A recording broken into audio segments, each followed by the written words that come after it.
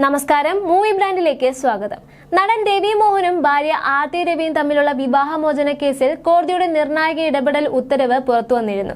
വിവാഹമോചന നടപടിയിൽ പൂർത്തിയാകുന്നതുവരെ രവി മോഹൻ പ്രതിമാസം 3 ലക്ഷം രൂപ ജീവനാംശമായി നൽകണമെന്നായിരുന്നു കോടതി ഉത്തരവിട്ടത്. പ്രതിമാസം 40 ലക്ഷം രൂപ ഇടക്കാല ജീവനാംശമായി അനുവദിക്കണം എന്ന ആർത്തിയുടെ ആവശ്യം കോടതി തള്ളുകയും ചെയ്തിരുന്നു. കേസ് പരിഗണനയിലിരിക്കുന്ന കാലയളവിൽ ഈ തുക അനുവദിക്കണമെന്നായിരുന്നു ആർത്തി കോടതിയിൽ ആവശ്യപ്പെട്ടത്.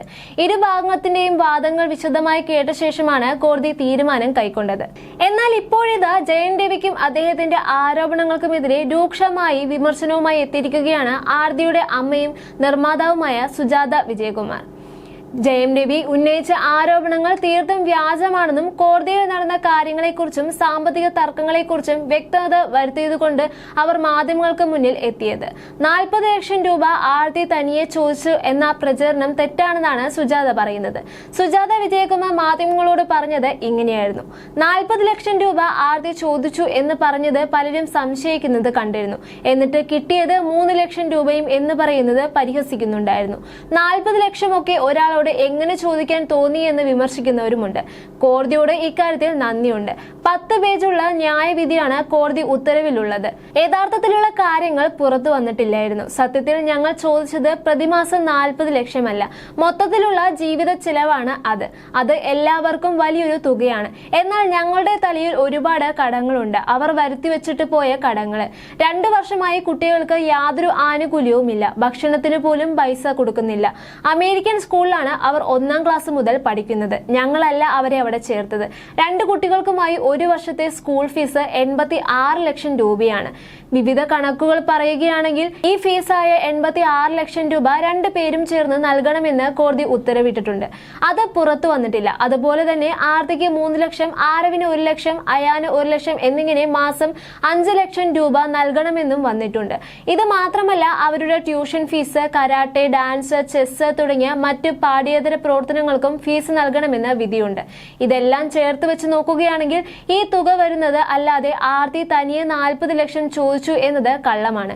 കുട്ടികളെ കാണാൻ വരണം എന്ന് പറഞ്ഞ് കഴിഞ്ഞ വർഷം വിസിറ്റേഷൻ ഹർജി നൽകിയതും ആർത്തിയാണ്.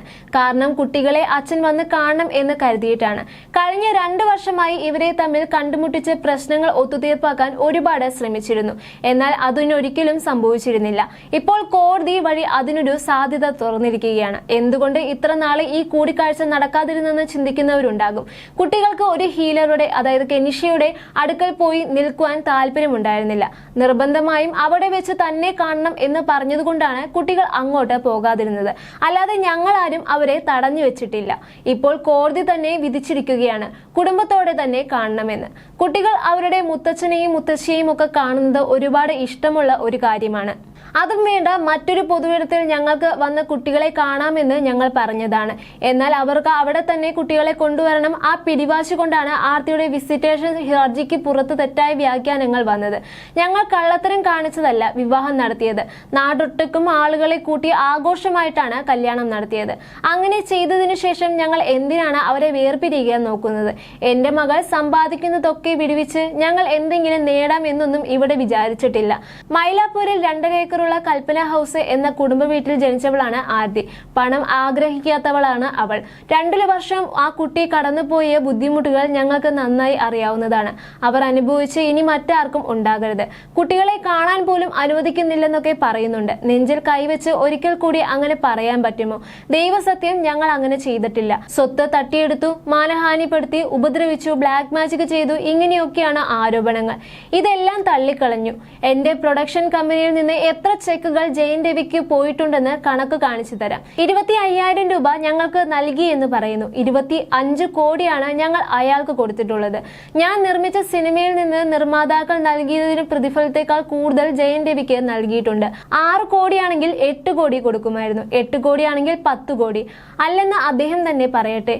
അടുത്ത സിനിമയ്ക്കും വേണ്ടിയും 5 കോടി മേടിച്ചിരുന്നു. അതിനിടയിലാണ് രവി വീട് വിട്ട് പോകുന്നത്. കഴിഞ്ഞ ദിവസം നമ്മുടെ മുഖ്യമന്ത്രിയുടെ മകൻ ജെയ്സൺ സഞ്ജയ് അഭിമുഖം കാണാനിടയായി. അത് കണ്ട് ഞാൻ പൊട്ടിക്കരഞ്ഞുപോയി. സിനിമ അവന്റെ മനസ്സിൽ എത്ര ആഴത്തിൽ പതിഞ്ഞിട്ടുണ്ടെന്ന് ആ വാക്കുകളിൽ നമുക്ക് അറിയാമായിരുന്നു. 6-ാം വയസ്സിൽ ആരവ് ടിക് ടിക് ടിക് എന്നൊരു സിനിമയിൽ അഭിനയിച്ചിരുന്നു. അന്ന് തൊട്ട് ഇന്നുവരെയും അവന്റെ ചിന്ത മാത്രമേ ഉണ്ടായിരുന്നുള്ളൂ, സിനിമയിൽ അഭിനയിക്കണം, നായകനാകണമെന്ന്. ഈ വർഷം അവന് 17 വയസ്സാകണം. ലണ്ടനിൽ ഒരു കോഴ്സ് പഠിക്കുവാൻ അവൻ ആഗ്രഹിച്ചിരുന്നു. അതിനുള്ള ഫീസും ഞങ്ങൾ അടച്ചിരുന്നു. പോകുന്നതിനുള്ള നാളുകൾക്ക് മുൻപാണ് അറിയുന്നത് പാസ്പോർട്ട് പുതുക്കിയിട്ടില്ല എന്ന കാര്യം. മൈനർ ആയതുകൊണ്ട് തന്നെ അച്ഛനും അമ്മയും പാസ്പോർട്ടിൽ ഒപ്പിടണമായിരുന്നു. അപ്പയെ വിളിച്ചു, ഒപ്പിട്ടു തരാം, ഇപ്പോൾ സ്ഥലത്തില്ല, ഉടൻ വരാമെന്ന് ജയൻ രവി പറഞ്ഞു. രാവിലെ മുതൽ വൈകുന്നേരം 4 മണി വരെ ആ 17 വയസ്സുകാരൻ കുട്ടി ഭക്ഷണം പോലും കഴിക്കാതെ പാസ്പോർട്ട് ഓഫീസിൽ കാത്തിരിക്കുകയായിരുന്നു. ലൊക്കേഷൻ അയക്ക്, ഇപ്പോൾ വരാമെന്ന് പറഞ്ഞ ആൾ ഒടുവിൽ ഒപ്പിടില്ല, എന്നെ ATM ആയാണോ കണ്ടേക്കുന്നത് എന്നൊക്കെ മെസ്സേജ് അയക്കുകയാണ് ഉണ്ടായത്. ആരോ എഴുതി കൊടുക്കുന്ന തിരക്കഥയും ഡയലോഗും പുറത്തുവന്ന് ലിപ്സിങ്ക് ചെയ്ത് പുറത്തുവിടുകയാണ് അയാൾ ചെയ്തത് എന്നുമായിരുന്നു അവർ പറഞ്ഞത്. ഒരു കുടുംബ പ്രശ്നം ഉണ്ടാകുമ്പോൾ അത് 2 പേർക്കും ഇടയിലുള്ളതാണ്. അതിലേക്ക് കുട്ടികളെ വലിച്ചിഴക്കരുത്. ഒടുവിൽ ഞങ്ങൾക്ക് കോടതിയിൽ റിട്ട് ഹർജി നൽകേണ്ടി വന്നു. ക്യാമറയ്ക്ക് മുന്നിൽ വന്ന് എന്റെ മക്കൾ പറയുന്നത് കൊണ്ട് എന്താണ് ലാഭം? നമ്മുടെ ഇൻഡസ്ട്രിയിൽ എത്ര പേര് പരസ്പരം ധാരണയോടെ പിരിഞ്ഞ് കുട്ടികളെ നന്നായി വളർത്തുന്നുണ്ട്. വിജയ് സാറിന്റെ മകൻ ജെയ്സൺ അച്ഛനെ കുറിച്ച് അഭിമാനത്തോടെ സംസാരിക്കുന്ന പോലെ ഞങ്ങളുടെ മക്കളും നിങ്ങളെക്കുറിച്ച് നല്ലത് പറയേണ്ടേ എന്നുമായിരുന്നു അവർ ചോദിച്ചത്.